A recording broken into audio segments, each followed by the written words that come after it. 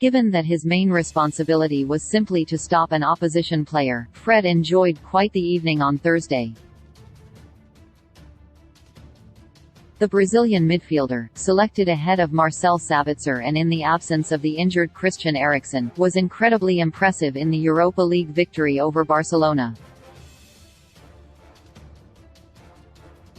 He scored the equalizer in the second leg as Ten Hag's side secured a 4-3 aggregate victory over the Catalan giants in the playoff clash. Fred somewhat struggled in the first leg, which finished 2-2 at Camp Nou, but he was much more assured at Old Trafford on Thursday night. He had a job and he did it. Not to mention helping out at the other end of the pitch, too. It is clear that United manager Ten Hag thinks very highly of Frenkie de Jong. It was somewhat common knowledge before the midweek clash, given that the Reds spent all summer trying to sign the Dutchman, but in the game between the two sides on Thursday, it became even more evident.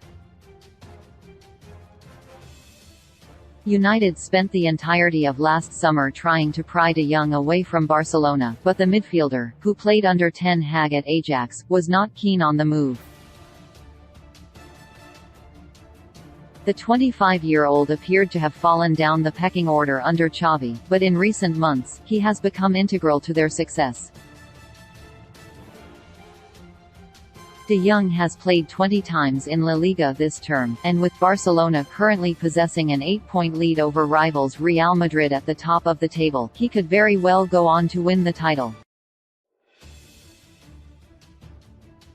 He also featured heavily in the Catalans' brief Champions League campaign, as well as in the playoff clash with United. The midfielder played the full 90 minutes in both legs. He impressed in the 2-2 draw in Spain last week, but struggled to have an impact on the tie at Old Trafford on Thursday night. The Reds ran out 2-1 winners on their own patch to dump de Jong and Barcelona out of the competition. However, Ten Hag's praise for goalscorer Fred after the full-time whistle showed exactly what he thinks of de Jong, and explains exactly why the United boss was so desperate to reunite with his compatriot in Manchester. Asked for comment on the performance of Fred against Xavi's side, Ten Hag replied, "Fred? His role was to stop Frenkie de Jong. He was like a mosquito, all over him, he did it." Clearly, assigning one of his players the task of simply trying to stop the influence of a direct opponent is a compliment to de Jong. It shows that he felt the Netherlands international could dictate play for the visitors. He was right to think that. In La Liga this season, for example, de Jong averages over 70 touches a game, has a 90% accurate pass rate and makes more than one successful tackle a game.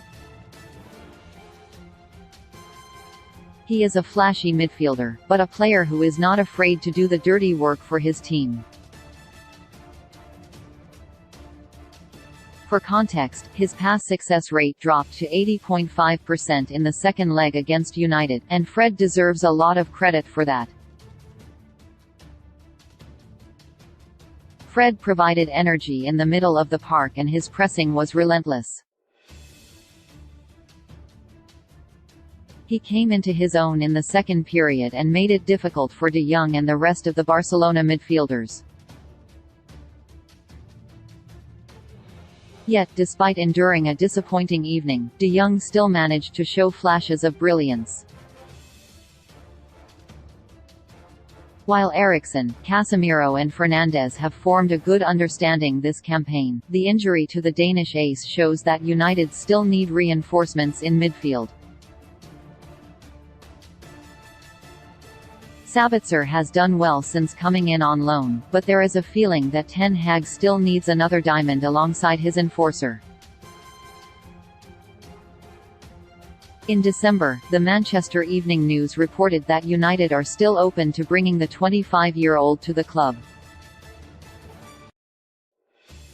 Given that Ten Hag instructed one of his players to spend the entire game annoying the Dutchman, it served as a reminder to anyone that needed one about how highly the Barcelona ace is thought of at Old Trafford.